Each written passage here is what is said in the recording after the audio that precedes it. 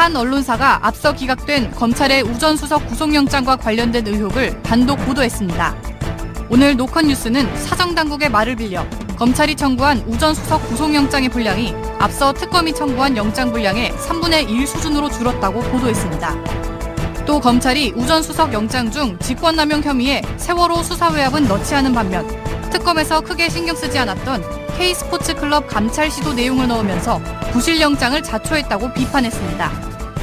우병우 전 수석의 구속영장 기각으로 검찰의 부실 수사 논란이 여론의 도마 위에 오르고 있는 가운데 앞서 살펴본 내용들이 어떤 파장을 낳을지 관심이 모입니다.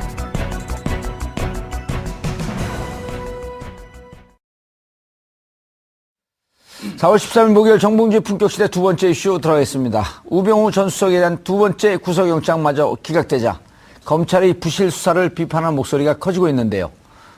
이 문제와 관련해 전문가 세 분 모시고 말씀 나눠보도록 하겠습니다. 정상근 미디어오늘 기자 나오셨습니다. 네, 안녕하십니까. 예. 자, 그리고 이주아 변호사님 자리하셨습니다. 네, 안녕하세요.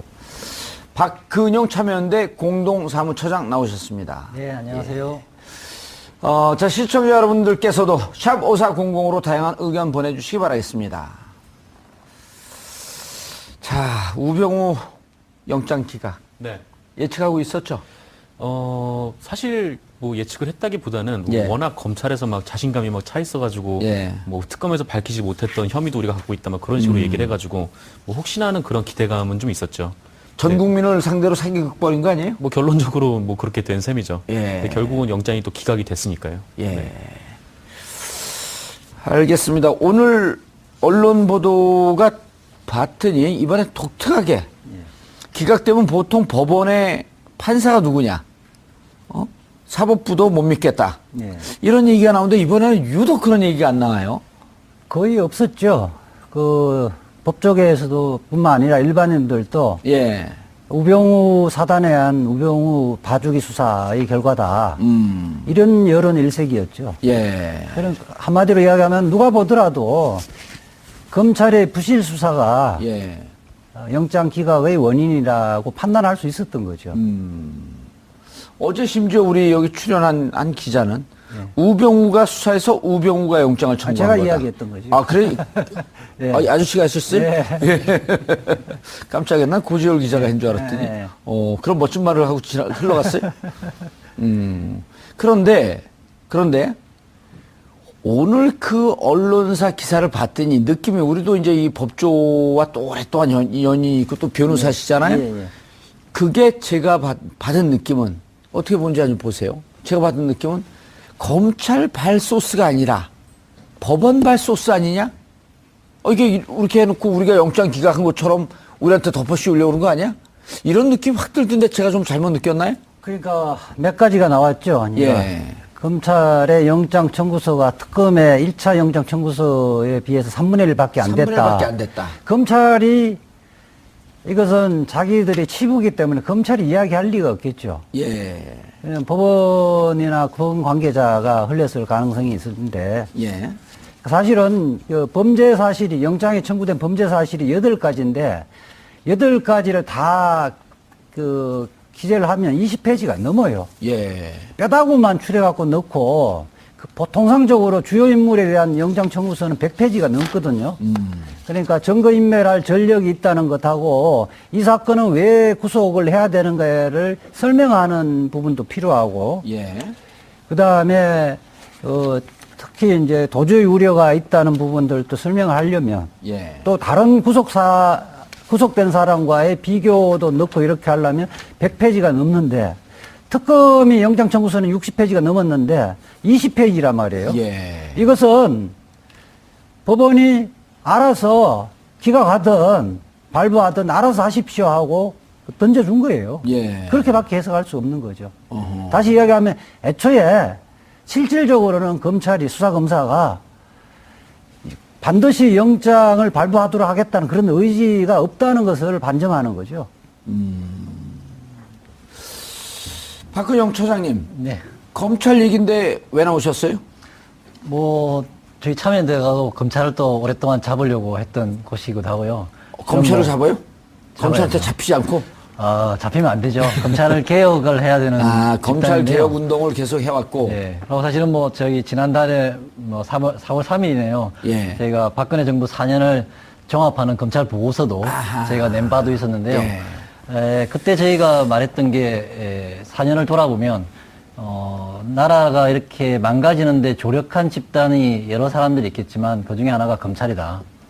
검찰이 제대로 권력을 남용하는 사람들에 대해서 이렇게 사전 기능을 본연의 기능을 했다 그러면 이런 일이 생기지 않았을 것이다. 이런 책 이야기하는데요.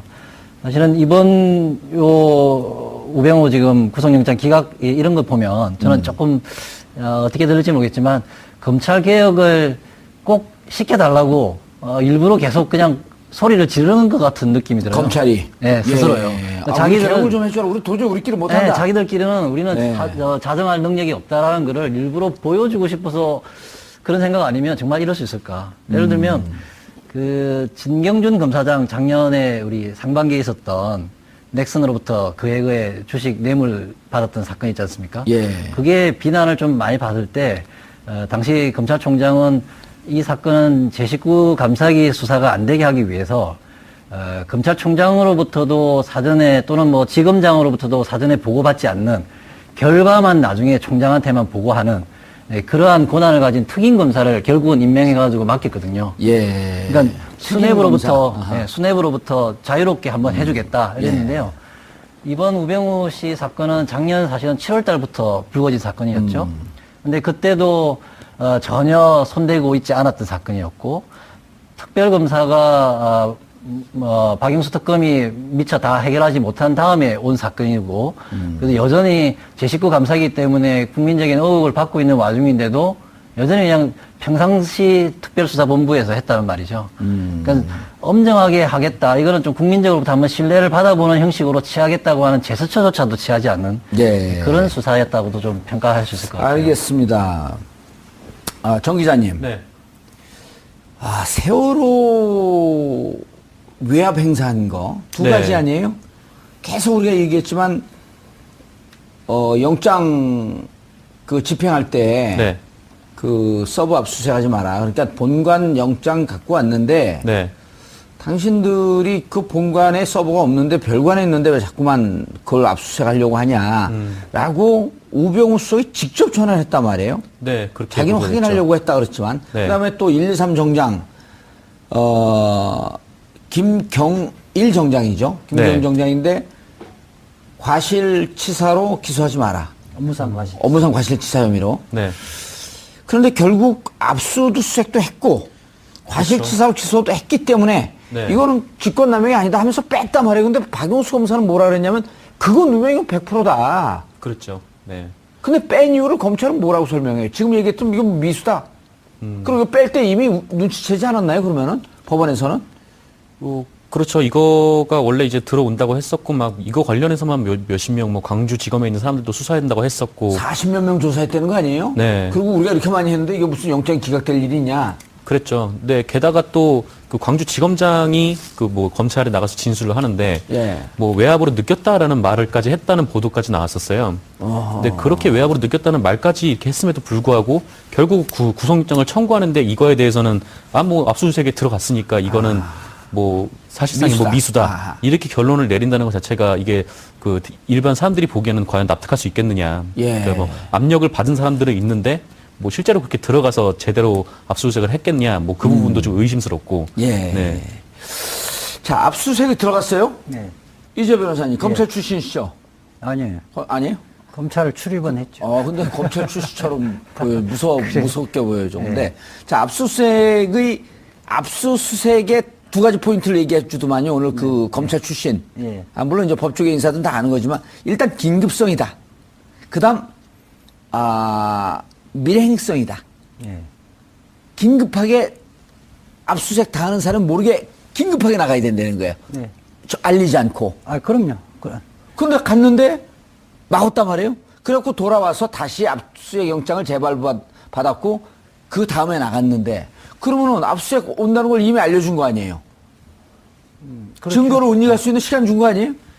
그런데 이제 그 부분은 범죄 사실 쟁점은 아니고요. 이 아니, 사건 그러니까 이게 뭐냐, 직권 남용을 통해서 결국은 압수수색을 막은 거 아니냐, 당시에.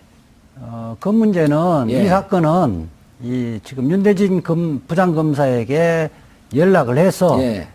윤대진 검사의 정당한 수사를 방해했느냐가 쟁점이지. 그렇죠. 그냥 압수수색을 현실적으로 못하게 했느냐가 쟁점이 아니에요. 아, 정당한 수사를 방해했느냐. 그러니까 아니 저기 서부 압수수색 필요해? 이렇게 이야기를 한 거는 예. 서부에 대한 압수수색 하지 말라는 취지고 예. 윤대진 검사나 수사팀 검사가 이거 청와대 민정수석실 하지 말라는데 해야 되나 말아야 되나 이렇게 망설이면 이미 정당한 수사가 방해됐다는 거예요. 예. 그리고 검찰은 특검에서 수사를 받자 말자 이 부분에 수사력을 집중했거든요. 스스로는 이거 죄가 된다고 해서 30일 동안 수사를 해놨다가 해놨죠. 이번 특수본 이기에서. 느닷없이 영장 청구할 때는 이상한 논리로 해서 미수분 처벌 규정이 없고 수사검사들이 방해 안 받고 수사를 정상적으로 수사를 계속했고 예. 영장도 말하고 영장이 아니라 기소도 제대로 했다. 그렇기 때문에 방해받은 그 권리가 없기 때문에 처벌할 수 없어서 뺐다 이렇게 이야기하거든요. 저는 이게 스스로가 30일 동안 그러면 죄가 된다고 생각했다가 수사를 한 거는 뭐냐는 거예요. 예. 그 다음에 또 하나는 이 부분을 뺀 거를 검찰 출입기자에게 다 쉬쉬했다는 거예요. 아, 그래요? 네, 쉬쉬하고 그 부분은 사실은 화요일날 영장 실질심사가 진행됐는데 월요일날 법조 출입기자가 이 부분이 들어갔느니 마느니 설왕설래했고 제1차장에게 이거 확인한다고 정신이 없었어요. 예. 그래 그 다음날 영장 실질심사가 진행되면서 비로소 빠진 걸 알아서 영장이 이제 기각된 이후에 노성권 제1차장에게 물으니까 왜 뺐냐. 이러니까 이런 궤변을 늘어놨다는 거예요. 처음서부터 이게 빠져서 바로 검찰이 브리핑하면서 이거 뺐다. 이건 미수기 때문에 뺐다가 아니고. 그럼요. 나중에 그 다음날 영장 실질심사가 진행될 때 보니까 빠지니까 왜 뺐냐. 그러니까 미수범을 어떻게 처벌합니까? 네. 그런 식으로 이야기했고 사실은 이제 재영장 청구한 경우잖아요, 이번에는. 예. 그러니까 종전에 영장 청구한 부분은 기각됐기 때문에 재영장 청구할 때는 새로운 범죄 사실을 갖고 그것도 중요한 범죄 사실을 넣고 그 부분에서 완벽한 입증을 해야 영장이 발부되는데 예. 가장 내세울 수 있는 부분이 이 부분이에요. 세월호 수사 방해 부분입니다. 그렇죠. 그걸 빼버리고 사실상 새롭게 수사했다는 부분은 계획하다가 집행 안 한 거. 예. 대한체육회. 말하자면 감찰하려다가 감찰 안 한 거를 넣어놨다면 예. 제1번으로 넣어놨어요. 감찰도 안 하면서 대한체육회 알려주고서 마치 직권남용인 것처럼. 그렇죠. 그 특검에서 들여다보다 별거 아니니까 그냥 무시해버린 거 아니에요? 나머지 부분은 특검에서 이미 예. 영장 청구할 때 다 들어간 사안이거든요. 그러니까 법원에 봤을 때는 그거였잖아요. 혐의에 대해서 다툴 여지가 있다 이야기하는 것은 이거 알맹이는 없다. 예. 알맹이는 없고 국물만 있다. 맹탕이다. 이렇게 본 거예요. 알맹이는 없고 국물만 있다 맹탕이다. 그건 또 다른 얘기인데. 그러니까 수사 기록 보니까 예. 두께는 두꺼운데 예. 볼만한 내용이 없다. 내가 봐도 전문 이거 용어 있잖아요. 안고 없는 찐빵. 그렇죠. 예. 그렇게 해줘 뭐 국물만 있다. 팥없는 단팥빵이죠. 예, 팥없는 단팥빵. 표준 말로 하셨네, 모처럼. 예. 칼 없는 칼국수는 아니고요. 자, 박근영 처장님, 검찰을 4년 동안 추적을 했는데 왜 그랬어요, 도대체? 제가 왜 추적했냐고요? 그건 아니요. 아실 것 같고. 예. 지금 아재 개그한 거죠? 네. 왜 그래, 검찰이? 지금 서초동에 도는 소문은 한번 건드려 봐라.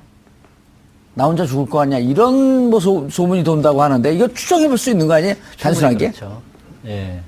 그러니까 그동안에 우병우 수석하고, 이제 수석이 아니죠. 우병우 전 수석하고 친분이 있었거나, 또는 뭐 교류를 하고, 정보를 서로 주고받았던, 검찰에 있던 사람들이 대부분이 아직도 검찰에 있단 말이죠. 그리고 뭐 설령 또 옷을 벗은 사람이라 하더라도 검찰 내에 제 식구들이란 말이죠. 옷을 벗은 변호사를 해야 되잖아요. 변호사면 검찰과 척질 수 없잖아요. 그렇죠. 예를 갖고 제가 이재호 변호사가 어디 갖고 돈을 훔쳤어. 얘가 적절하죠. 돈을 훔쳤는데 제가 변호사야. 딱 들었는데 뭐 훔친 것 같지도 않아. 이렇게 뭐 돈을 옮기고 갖다 주려고 하는데 훔쳤다고 누가 누명 씌운 거야. 그래서 제가 이재호 변호사 변론으로 들어갔어요. 그랬더니 저거 옛날에 우리 검찰 조직 욕하면서 나간 정화무기 아니야? 사건을 갖고 왔어? 야, 저거 보내. 저거 죽여. 그럼 이재호 변호사는 누명을 쓰고 있으면서 이제 감옥 가고 10년 살고 나온단 말이에요. 그렇죠. 그러니까 변호사가 어떻게 검찰한테 등을 돌리고 살겠냐는 거야. 그래서 옷을 벗어도. 옷을 벗고 나온 검찰 간부 출신이든 예. 또는 현직에 여전히 우수석하고 뭐 지난 3, 4년 동안 교류하고 정보를 주고받던 사람들이 서슬프르게 검찰에 있는 거고. 예. 특히나 작년에 그 1차 수사를 사실 다 망가뜨렸죠. 그 개인 비리 정강이라든지 이런 개인 비리 사건이 있었지 않습니까? 예. 또 처가 식구들하고의 그 차명 거래, 예. 주식 이렇게 감췄던 거, 부동산 감췄던 거. 이석수 감찰관과의 또 관계. 네, 그렇죠. 예. 그럴 때 칼을 들었던 사람이 특별수사팀의 윤곽근 특별수사팀장이었죠. 지금 이제 대구고검의 장이지 않습니까? 예. 근데 이번에 유석수에 대해서 검찰 스스로가 만약에 새로운 거를 많이 발견해내면 기존의 윤곽근 그 대구고검장은 완전히 바보가 되는 거잖아요. 그렇기 때문에 제대로 파헤치는 거는 한계가 있는 거죠. 아, 이번에 특수본 2기에서 제대로 수사를 하게 되면 특수본 1기 때 그렇죠. 했던 그때 특수본 1기 그 책임자가 윤곽근이었었나요? 그렇죠. 대구고검장이었는데 1기는 완전히 물먹는 거네, 그렇게. 완전히 물먹는 거잖아요. 물론 이제 종종 옛날에 우리가 어떤 사건이 있었냐면 뭡니까 이명박 정부 때 예. 국무총리실 민간인 사찰 사건 예. 그런 경우도 재수사해가지고 좀 더 많이 밝혀진 적이 있었단 말이죠. 물론 그것도 검찰이 스스로 재수사해가지고 의지가 드러난 건 아니죠. 예. 그때 이제 양심 선언을 했던 그렇죠. 몇몇 사람들이 예. 나왔기 때문에 정진수 주무관인가요? 그렇죠. 정진수 주무관 등에 있기 때문에 검찰이 최소한 뭔가를 더 수사 안 할래 안 할 수 없는 그런 상황이니까 이 일기 수사를 했던 사람들보다 더 많은 거를 재수사해서 밝혀낸 적은 있었죠. 예. 근데 이번 경우는 아직은 이 지금 특별수사팀이 구성돼서 수사를 하고 있지만 사실은 정언에 의해서 또는 자료가 외부에 의해서 더 지금 오픈된 건 아직은 없는 상태죠. 그런 상황에서 이기 수사를 맡은 사람들이 굳이 지난 가을에 또는 지난 여름에 수사했던 일기라고 그 사람들은 대구고검장이 여전히 살아있고 그리고 그때 그 현재 김순환 총장하고 전화도 많이 했다고 하고 또 법무부 검찰국장 안태근하고도 전화도 그렇게 많이 했다고 하는 이 사람들하고 그 관련된 커넥션을 밝히는 거를 적극적으로 능동적으로 할 사람들이 아닌 거죠. 아직도 이 우병우 커넥션이 그대로 살아있다 이렇게 보시는 거죠? 살아있는 거죠. 예. 사단이 그 부분 관련해서 예, 잠깐만 이쪽 먼저 듣고 오면 안 될까요? 오늘 뭐 단독 출연입니까? 자, 정 기자님. 네. 아까 그 중요한 얘기를 하셨어요. 네.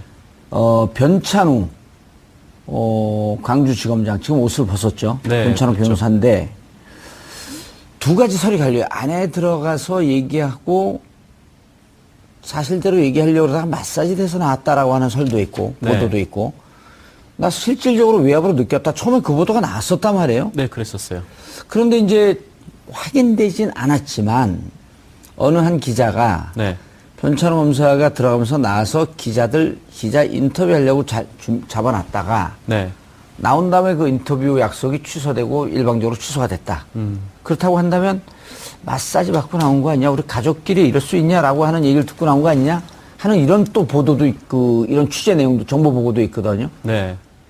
정 기자님이 들은 건 어느 쪽이에요? 뭐 제가 뭐 들은 것도 거의 뭐 비슷한데요. 뭐 처음에 뭐 나와서 얘기를 하려다가 기자회견을 하려다가 뭐 그게 취소가 됐다 뭐 그런 말도 있었고. 그 우리 방송 듣고 그런 거 아니에요? 아니요, 뭐 그렇지는 않습니다만. 다른 데서 취재한 거예요? 뭐 제가 취재한 건 아니고 들리는 그 기자들끼리 공유하는 정보가 아무도 없는데 있으니까요. 막 들려요 그냥 얘기가? 누군가 얘기해 줬을 거 아니에요? 주로 이제 뭐 인터넷이 얘기를 해주거나. 네. 발언대로 얘기하면 큰일 나요, 오늘 여기서. 뭐 어떻게 해야 바른대로 얘기를 하는 거죠. 누구한테 들었는지. 뭐 언론사 내부에 이제 정보 공유하는 시스템들이 있으니까요. 그 사이트에서, 그 채팅방에서. 네, 근데 뭐 이게 뭐 명확하진 않죠. 뭐 어떤 의도에서 뭐 그런 일이 있었는지 아니면은 또 실질적으로 그렇게 들어가가지고 뭐 내가 외압을 느꼈다고 발언한 것이 사실인지 뭐 근데 그거는 알 수 확인은 안 없는데. 되지만. 네, 그건 알 수 없는데 일단 뭐 그런 보도도 나왔었고 실제로 뭐 그 광주고검장이 그렇게 증언을 했다라는 말들은 좀 분명히 있었던 것 같아요. 예. 네. 알겠습니다. 그런데 이자 변호사님 아까 무슨 얘기 하려고 그랬어요? 아니 이제 구속영장이 기각되고 예. 그 특수본부의 실질적인 대변인은 노성건 제1차장이에요. 노승건 1차장. 노성건 1차장하고 기자하고 일문일답하는 게 참 의미심장한 풍경이 있었거든요. 이른바 이제 백브리핑. 예. 그러니까 기자가 이렇게 물어요. 검찰 수사가 부실해서 영장 기각됐다는 평가가 있는데 어떻게 생각하냐 하니까 점잖게 이야기해. 부실했다고 생각하지 않습니다. 영장 기각은 법원의 몫입니다. 예, 검찰은 최선을 그렇죠. 다했습니다. 예. 이 이야기는 평소에 주요 사건에 대해서 영장 기각되면 검찰들은 길길이 날때예요.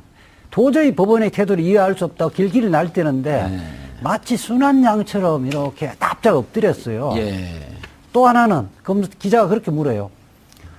아니 우병우가 검찰 수뇌부하고 수차례 통화한 내역이 있는데 하필 그런 사건이 있을 때 통화를 했다는 것은 수사를 해야 되는 거 아닙니까? 이러니까 통화한 것이 무슨 죄가 되나요? 이렇게 이야기를 했거든요. 두 가지 의미가 있어요.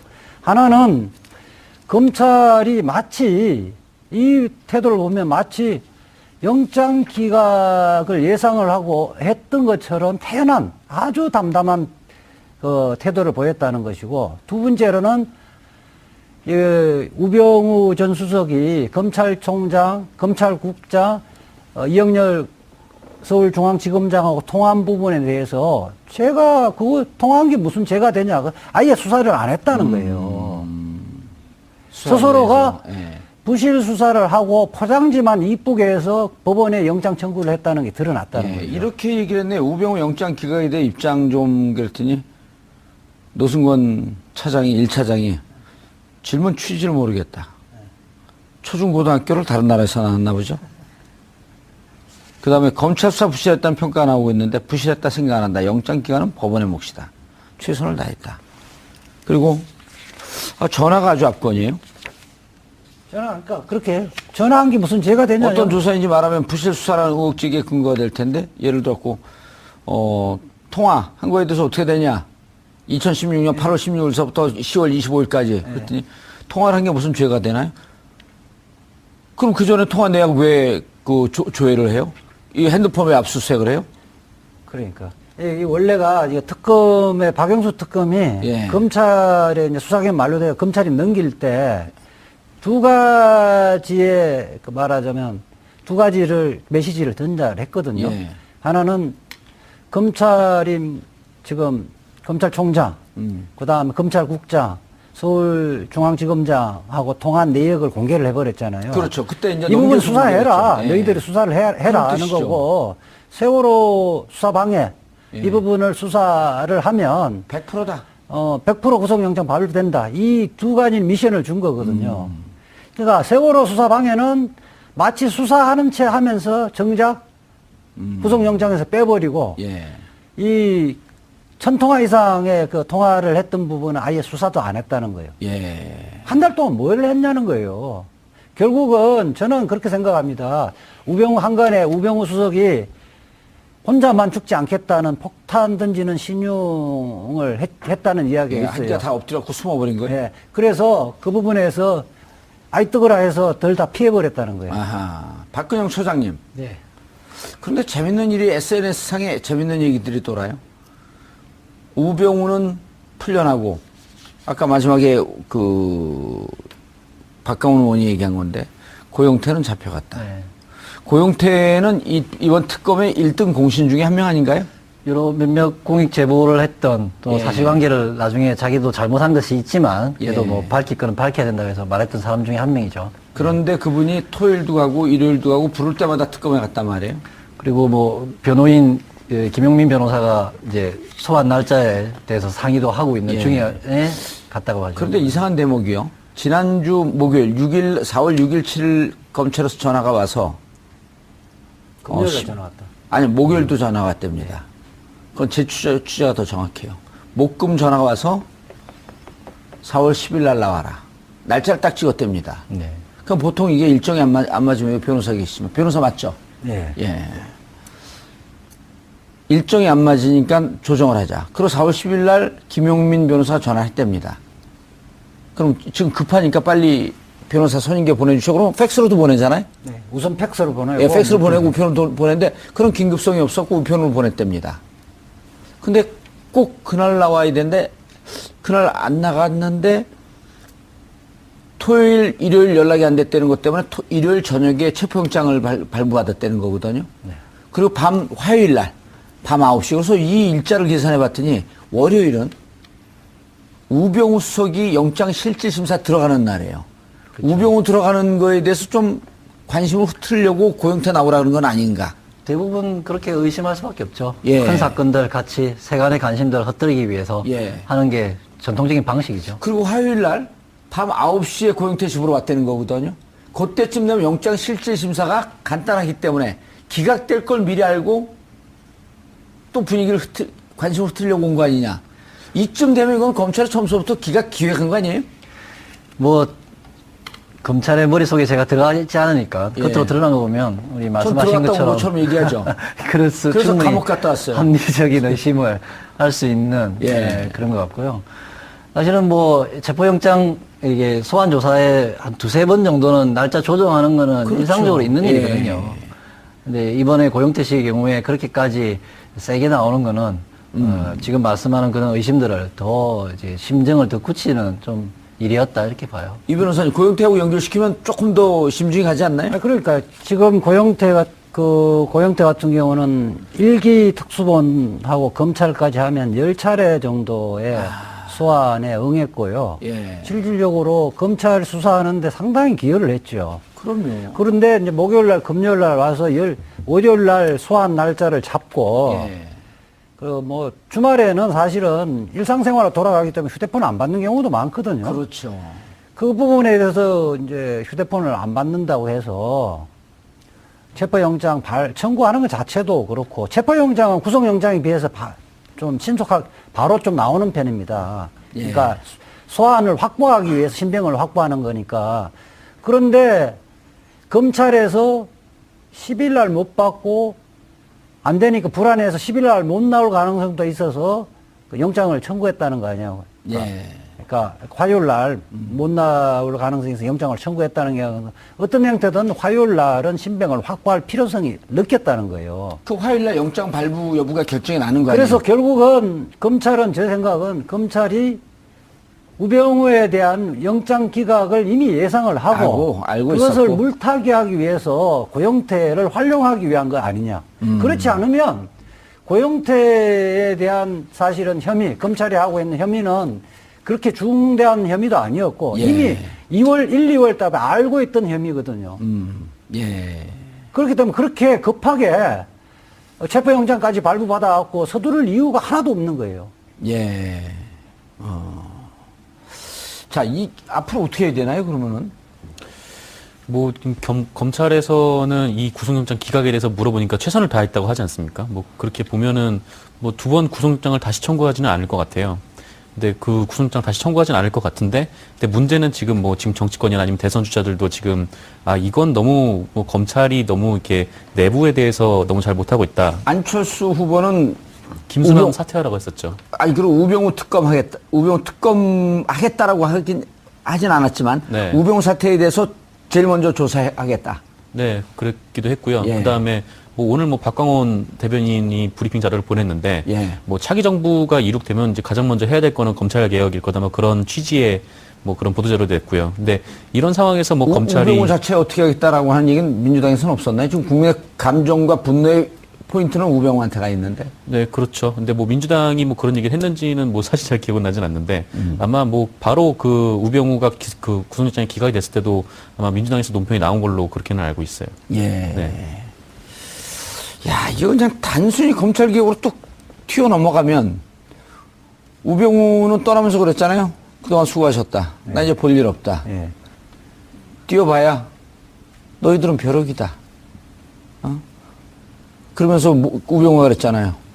국민에게 모욕감을 주고 갔잖아요.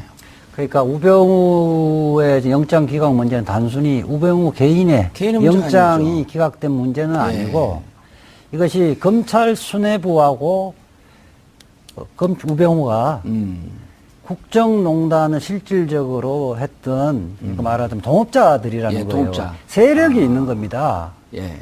그 이 상태로 구속영장에 적시된 범죄 사실로 갖고 기소돼지면 지금 서초동에서는 이거 거의 7, 80% 전부 무죄 나온다. 우병우 면죄부를 줄 것이다. 이렇게 예상하고 이번에 있거든요. 설사 구속영장이 발부가 됐어도 아니 지금 지금 영장 판사가 봤을 때 예. 혐의 입증이 예. 안 됐다. 소명이 그렇죠. 안 됐다고 한 그건 거죠. 무죄라는 거 아니에요? 이 상태로 가면 기소를 하면 무죄될 가능성이 상당히 높다. 예. 이렇게 되지면 우병우뿐만 아니라 정윤회 문건 파동 때부터 시작했던 예. 검찰이 사실은 청와대 가이드라인에서 수사를 해왔잖아요. 예. 그렇게 해서 부실 수사하고 봐주기 수사로 일관됐단 말이에요. 이 부분을 도려내지 않고는 검찰 개혁은 사실은 말의 성찬으로 끝날 수 있다는 예. 거예요. 저는 당장 검찰이 불구속 17일 정도에 불구속 기소를 한다 그러는데 공소시효도 남아 있으니까 일단 기소를 하지 말고 정권 교체된 이후에 저는 멀리 올라갈 것도 없어요. 정윤회 문건 때부터 2014년 예, 12월 검찰 수뇌부하고 청와대가 어떻게 내통하면서 권력형 비리 부분을 이상하게 틀어버렸는지 예. 이 부분에 대해서 특검을 다 하라. 수사를 하고 특검을 하고 예. 특검을 하고 그 관련자들은 다 속관해서 처벌해야 된다고 봅니다. 검찰이 바로 서지 않으면 새로운 대한민국은 있을 수가 없어요. 그때 비선 실세의 국정 개입, 이른바 십상시의 국정 개입 사건이냐, 예. 아니면 기밀 유출 사건이냐. 박근혜 전 대통령은 국가 기밀, 국기문란이라고 하면서 가이드라인을 줬단 말이에요.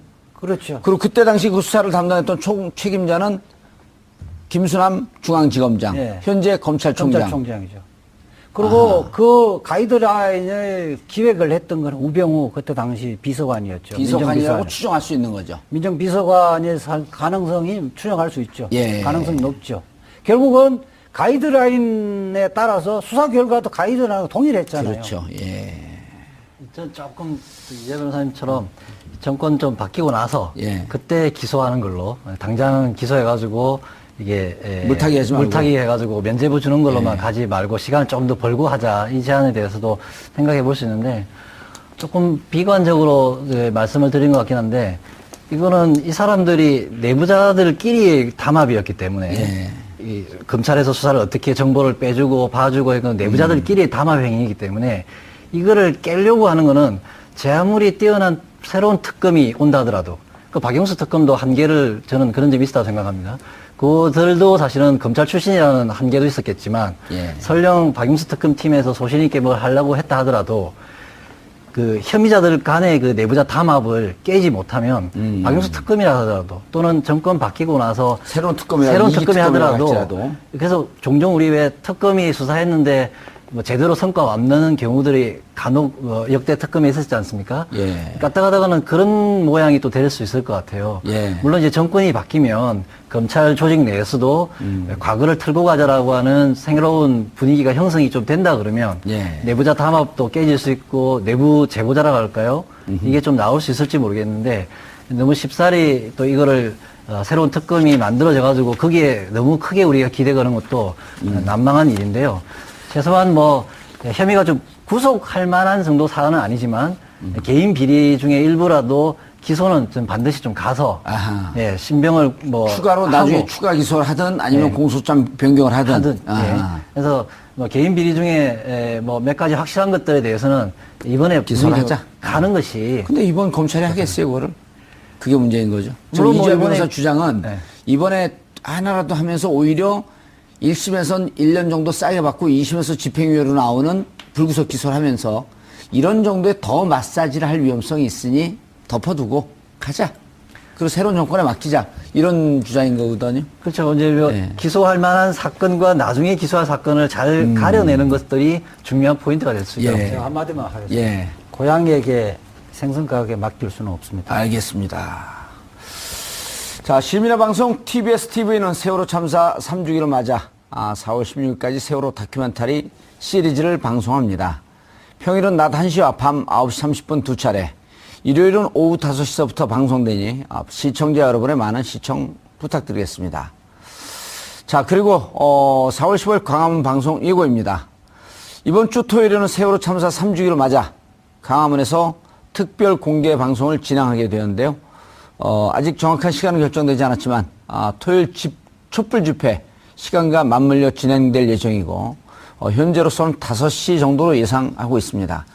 TBS TV 세월호 3주기 추모 광화문 광장 공개방송 많은 관심 부탁드리겠습니다. 우병우 전 수석에 대한 구속영장 기각, 특검이 넣은 영장이 기각될 당시에 분량은 60쪽 정도, 하지만 이번에는 20쪽 정도였다고 합니다. 재청구한다면 100% 발부될 것이라고 장담했던 박영수 특검이 지적한 혐의는 세월호 수사 당시 외압을 행사했던 직권남용, 하지만 이번에는 이것도 빠졌습니다. 서초동에 도는 소문입니다. 우병우 전 수석이 혼자만 죽지 않겠다는 말에 오금이 저려 영장이 기각되도록 기획했을 것이라는 소문입니다. 예고된 참사였다는 말입니다. 새 정부가 출범하면 검찰개혁에 앞서 우병우 검찰 수뇌부 커넥션에 대한 특검을 실시해야 한다는 것이 국민들의 주장입니다. 영장이 기각된 뒤 우병우가 보였던 희미한 미소, 그리고 던진 그동안 수고했다는 조롱하는 듯한 한마디. 걱정 마십시오. 우린 앞으로 계속 더 수고할 겁니다. 그리고 우병우의 끝을 봐야 되겠습니다. 두고 봅시다. 4월 13일 목요일 정봉주의 품격시대 마치겠습니다. 감사합니다. 이런 여론 일색이었죠. 예. 그런 한마디로 이야기하면 누가 보더라도 검찰의 부실 수사가 예. 영장 기각의 원인이라고 판단할 수 있었던 거죠. 어제 심지어 우리 여기 출연한 한 기자는 우병우가 수사해서 우병우가 영장을 청구한 제가 거다. 이야기했던 거죠. 아, 그래? 네. 아저씨가 했었어요? 네. 깜짝이야. 난 고지열 기자가 한 줄 알았더니. 네. 그런 멋진 말을 하고 흘러갔어요? 그런데, 오늘 그 언론사 기사를 봤더니 느낌이 우리도 이제 이 법조와 또 오랫동안 연이 있고 또 변호사시잖아요? 예. 그게 제가 받은 느낌은 어떻게 보는지 한번 보세요. 제가 받은 느낌은 검찰 발 소스가 아니라 법원 발 소스 아니냐? 이게 이렇게 해놓고 우리가 영장 기각한 것처럼 우리한테 덮어 씌우려고 그런 거 아니야? 이런 느낌 확 들던데 제가 좀 잘못 느꼈나요? 그러니까 몇 가지가 나왔죠. 그러니까 예. 검찰의 영장 청구서가 특검의 1차 영장 청구서에 비해서 3분의 1밖에 안 3분의 됐다. 1밖에 안 됐다. 검찰이 이것은 자기들의 치부기 때문에 검찰이 이야기할 리가 없겠죠. 예. 그냥 법원이나 법원 관계자가 흘렸을 가능성이 있는데 예. 사실은 그 범죄 사실이 영장에 청구된 범죄 사실이 8가지인데 8가지를 다 그 기재를 하면 20페이지가 넘어요. 예. 뼈다구만 추려갖고 넣고 그 통상적으로 주요 인물에 대한 영장 청구서는 100페이지가 넘거든요. 그러니까 증거인멸할 전력이 있다는 것하고 이 사건은 왜 구속을 해야 되는가를 설명하는 부분도 필요하고 예. 그다음에 특히 이제 도주의 우려가 있다는 부분들도 설명을 하려면 예. 또 다른 구속된 사람과의 비교도 넣고 이렇게 하려면 100페이지가 넘는데 특검이 영장 청구서는 60페이지가 넘었는데 20페이지란 말이에요. 예. 이것은 법원이 알아서 기각하든 발부하든 알아서 하십시오 하고 던져준 거예요. 예. 그렇게밖에 해석할 수 없는 거죠. 어허. 다시 이야기하면 애초에 박영수 특검이 미처 다 해결하지 못한 다음에 온 사건이고, 그래서 여전히 제19 감사이기 때문에 국민적인 의혹을 받고 있는 와중인데도 여전히 그냥 평상시 특별수사본부에서 했다는 말이죠. 그러니까 엄정하게 하겠다. 이거는 좀 국민적으로부터 한번 신뢰를 받아보는 형식으로 취하겠다고 하는 제스처조차도 취하지 않는 예. 그런 수사였다고도 좀 평가할 수 있을 것 같아요. 알겠습니다. 정 기자님. 네. 세월호 외압 행사한 거 두 네. 가지 아니에요? 계속 우리가 얘기했지만 영장 그 집행할 때 네. 그 서브 압수수색하지 마라. 그러니까 본관 영장 갖고 왔는데 네. 당신들이 그 본관에 서버가 없는데 별관에 있는데 왜 자꾸만 그걸 압수수색하려고 하냐라고 우병우 수석이 직접 전화를 했단 말이에요. 네. 그렇게 자기는 보고했죠. 확인하려고 했다 그랬지만 네. 그다음에 또 123 정장 김경일 정장이죠. 김경일 네. 정장인데 과실치사로 기소하지 마라. 업무상 과실. 업무상 과실치사 혐의로. 네. 그런데 결국 압수수색도 했고 과실치사로 기소도 했기 때문에 네. 이거는 직권남용이 아니다 하면서 뺐단 말이에요. 근데 박용수 검사는 뭐라 그랬냐면 그건 누명이면 100%다. 그렇죠. 네. 근데 뺀 이유를 검찰은 뭐라고 설명해요? 지금 얘기했던 이건 미수다. 그리고 뺄 때 이미 눈치채지 않았나요? 그러면은 법원에서는?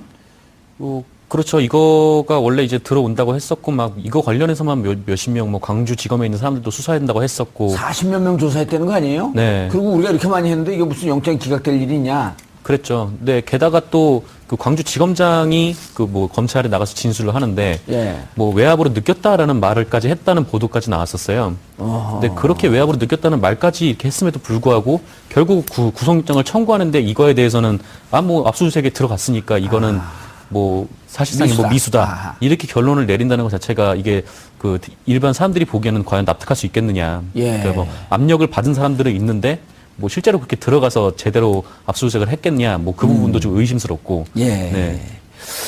자, 압수수색. 실질적으로는 검찰이 수사검사가 반드시 영장을 발부하도록 하겠다는 그런 의지가 없다는 것을 반증하는 거죠. 박근영 처장님. 네. 검찰 얘기인데 왜 나오셨어요? 뭐 저희 참여연대가 검찰을 또 오랫동안 잡으려고 했던 곳이기도 하고요. 검찰을 뭐 잡아요? 검찰한테 잡아야죠. 잡히지 않고? 잡히면 안 되죠. 검찰을 개혁을 해야 되는 검찰 집단인데요. 개혁 운동을 계속 해왔고. 네. 그리고 사실은 뭐 저기 지난달에 뭐 4월 3일이네요. 예. 저희가 박근혜 정부 4년을 종합하는 검찰 보고서도 저희가 낸 바도 있었는데요. 그때 저희가 말했던 게 4년을 돌아보면 나라가 이렇게 망가지는데 조력한 집단이 여러 사람들이 있겠지만 그 중에 하나가 검찰이다. 검찰이 제대로 권력을 남용하는 사람들에 대해서 이렇게 사전에 사전 기능을 본연의 기능을 했다 그러면 이런 일이 생기지 않았을 것이다. 예. 이런 책 이야기하는데요. 사실은 이번 우병우 지금 구속영장 기각 이런 거 보면 저는 조금 어떻게 들릴지 모르겠지만 검찰 개혁을 꼭 시켜달라고 일부러 계속 그냥 소리를 지르는 것 같은 느낌이 들어요. 검찰이? 네, 스스로요. 예. 개혁을 좀 해줘라. 우리 도저히 우리끼리 못한다. 네, 자기들끼리는 우리는 네. 자정할 능력이 없다라는 거를 일부러 보여주고 싶어서 그런 생각 아니면 정말 이럴 수 있을까? 예를 들면 그 진경준 검사장 작년에 우리 상반기에 있었던 넥슨으로부터 그에 의해 주식 뇌물 받았던 사건이 있지 않습니까? 예. 그게 비난을 좀 많이 받을 때 당시 검찰총장은 이 사건은 제 식구 감사기 수사가 안 되게 하기 위해서 검찰총장으로부터도 사전에 또는 뭐 지검장으로부터도 사전에 보고받지 않는 결과만 나중에 총장한테만 보고하는 그러한 권한을 가진 특임 검사를 결국은 임명해가지고 맡겼거든요. 예. 그러니까 수뇌부로부터 검사. 수뇌부로부터 자유롭게 한번 해주겠다 이랬는데요. 이번 우병우 씨 사건은 작년 사실은 7월 달부터 불거진 사건이었죠. 근데 그때도 전혀 손대고 있지 않았던 사건이었고 특별검사가 한 언론사가 앞서 기각된 검찰의 우전수석 구속영장과 관련된 의혹을 단독 보도했습니다. 오늘 노컷뉴스는 사정당국의 말을 빌려 검찰이 청구한 우전수석 구속영장의 분량이 앞서 특검이 청구한 영장 분량의 3분의 1 수준으로 줄었다고 보도했습니다. 또 검찰이 우전수석 영장 중 직권남용 혐의에 세월호 수사외압은 넣지 않은 반면 특검에서 크게 신경 쓰지 않았던 K스포츠클럽 감찰 시도 내용을 넣으면서 부실영장을 자초했다고 비판했습니다. 우병우 전 수석의 구속영장 기각으로 검찰의 부실 수사 논란이 여론의 도마 위에 오르고 있는 가운데 앞서 살펴본 내용들이 어떤 파장을 낳을지 관심이 모입니다.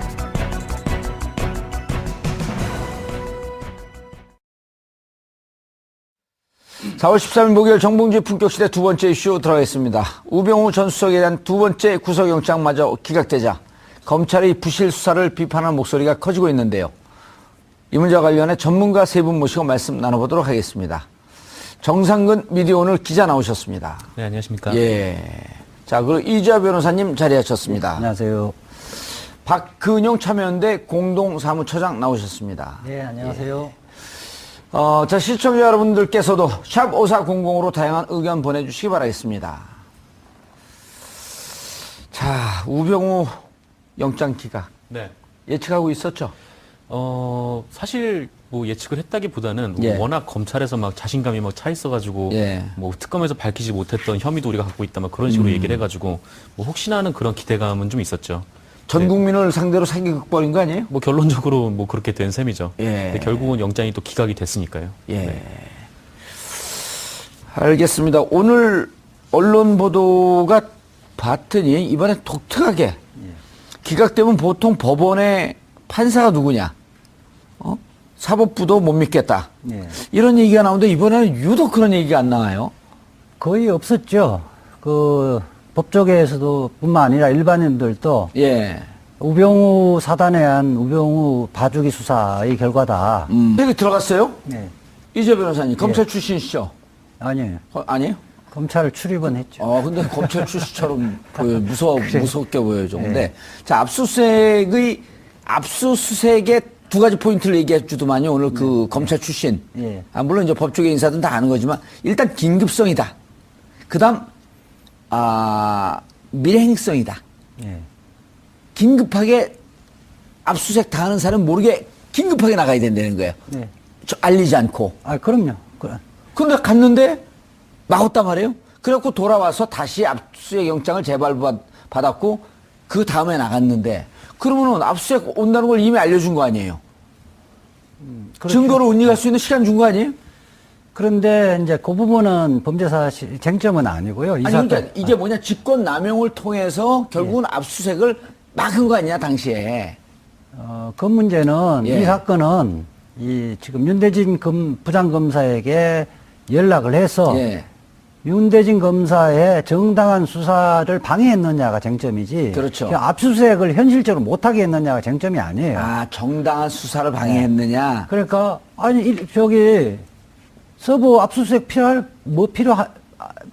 이렇게 이야기를 한 거는 예.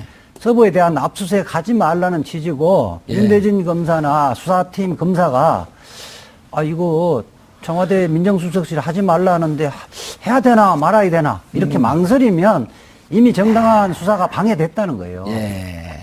그리고 검찰은 특검에서 수사를 받자 말자 이 부분에 수사력을 집중했거든요. 스스로는 이거 죄가 된다 해서 30일 동안 수사를 해놨다가 해놨죠. 이번 특수본 이기에서. 느닷없이 영장 청구할 때는 이상한 논리로 해서 미수범 처벌 규정이 없고 수사검사들이 방해 안 받고 정상적으로 수사를 계속했고 예. 영장도 영장이 아니라 기소도 제대로 했다. 그렇기 때문에 방해받은 그 권리가 없기 때문에 처벌할 수 없어서 뺐다 이렇게 이야기하거든요. 저는 이게